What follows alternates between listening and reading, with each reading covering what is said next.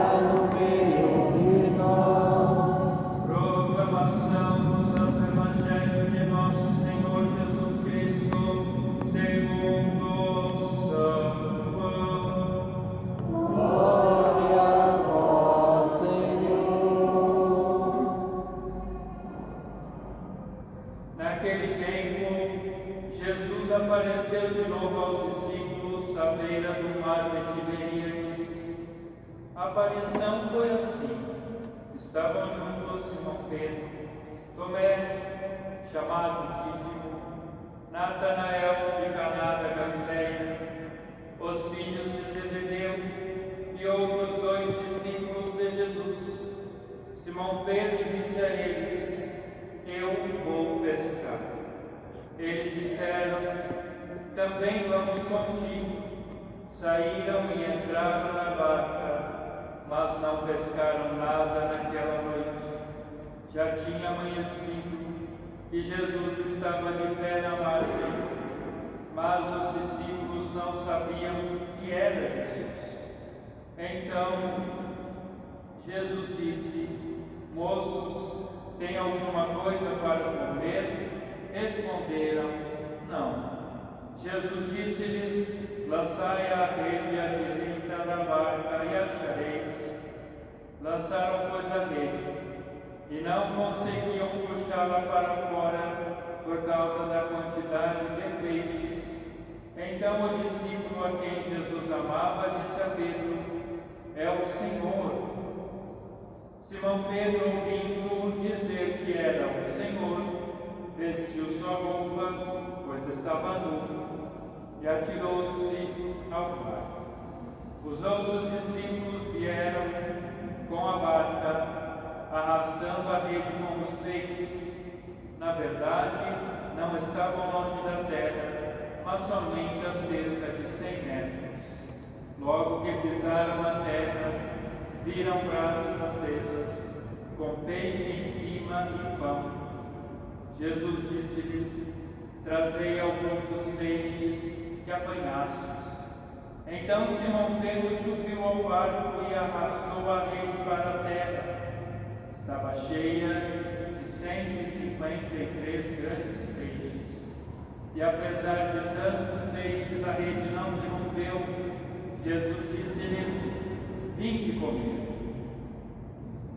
Nenhum dos discípulos se atrevia a perguntar quem era ele, pois sabiam que era o Senhor. Jesus aproximou-se, tomou o pão e distribuiu-os por eles, e fez a mesma coisa com o peixe. Esta foi a terceira vez que Jesus, ressuscitado dos mortos, apareceu aos seus discípulos. Palavra da salvação. Glória a vós, Senhor. Em nome do Pai, do Filho e do Espírito Santo. Amém. Ave Maria, cheia de graça, o Senhor é convosco. Bendita sois vós entre as mulheres, bendito é o fruto do vosso ventre, Jesus. Santa Maria, Mãe de Deus, rogai por nós, pecadores, agora e na hora da nossa morte. Amém. Irmãos, sentemo-nos.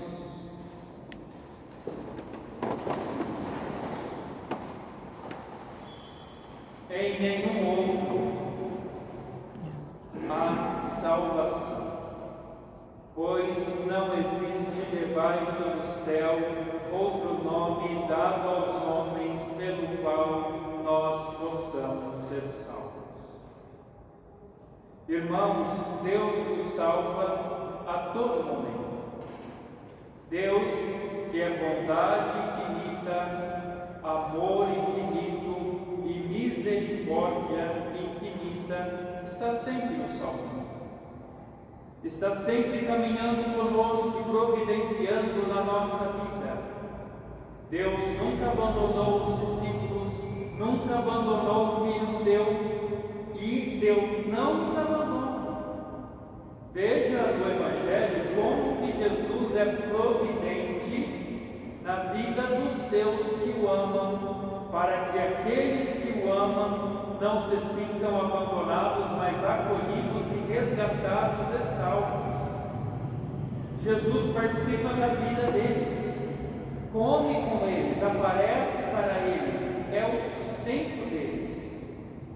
Mas se eles não tiverem fé, esta realidade milagrosa da presença real de Deus vivo e ressuscitado não acontece na vida deles e não acontece na nossa.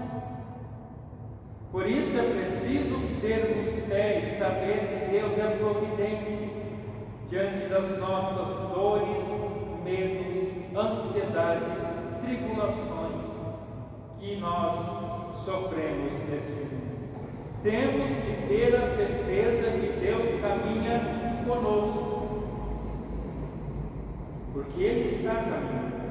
Mas quem não crê, esta presença não se nota. Quem crê é capaz de ver, sentir e experimentar. É no poder e no nome de quem nós falamos tais coisas. A salvação de Deus continua a operar até o dia de hoje. Por que Pedro e João foram questionados diante das autoridades? Por ter curado o coxo. Continua a leitura desses dias da semana. E por que isso acontece, meus irmãos? De eles serem questionados, de nós sermos questionados, porque nós estamos na ótica eterna de Deus. Nós ouvimos Deus, nós escutamos Deus, nós experimentamos Deus, e o esquema desse mundo não quer saber de Deus, porque Jesus, que é a cabeça da verdade absoluta, desmonta os esquemas dos homens. E quando nós denunciamos, falamos contra, nós somos perseguidos, questionados. Pedro e João irritaram os sacerdotes, os guardas, os chefes e os saduceus.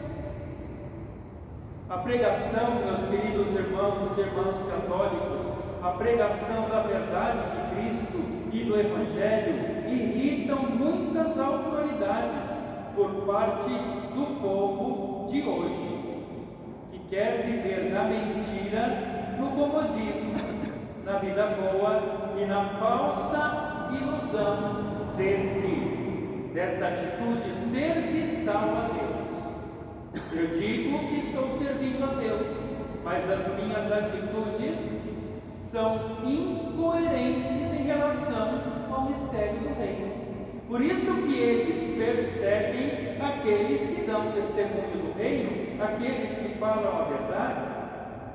O mundo, as consciências, os ouvidos de hoje não suportam mais a moral, a ética, as virtudes, a ordem e a disciplina que vem de Deus e do Evangelho. Por exemplo, se um jovem, se uma moça diz hoje que é virgem e que quer viver a castidade até o casamento, os seus familiares, as suas colegas vão dizer: você é louca, você é louco, você tem que fazer a vontade do mundo, você tem que viver como nós. Não é isso?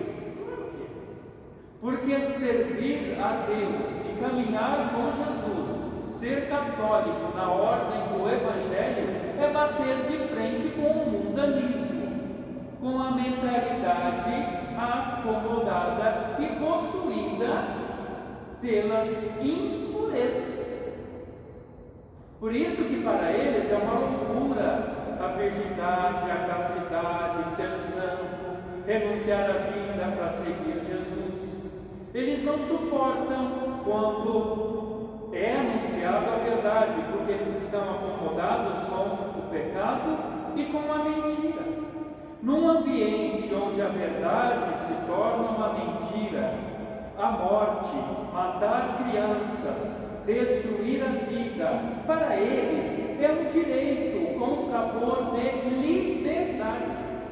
Mas no fundo eles são escravos dos sistemas de morte e de Satanás. o pecado se tornou graça para muitos. Por isso eles vivem a satisfação da carne. Por isso o mundo só pensa em sexo. Sexo é a sensação do momento, tudo é relação sexual. Agora fala para eles que você tem que viver a castidade para se salvar, a castidade, a pureza para entrar na ótica de Deus, a castidade para imitar Jesus e a Virgem Maria. Aí eles endoidam. Por isso a perseguição, os cancelamentos, as denúncias. É isso que Pedro, Paulo e tantos outros, e o próprio Cristo em primeiro lugar, foi perseguido, porque ele veio pregar o reino dos céus e não colaborar com o reino do mundo. Falar hoje sobre os adultérios é uma loucura. O homem e a mulher casados na igreja que adulteram com outros, pecado mortal. Mas para eles é fruto de liberdade, você tem que ser livre.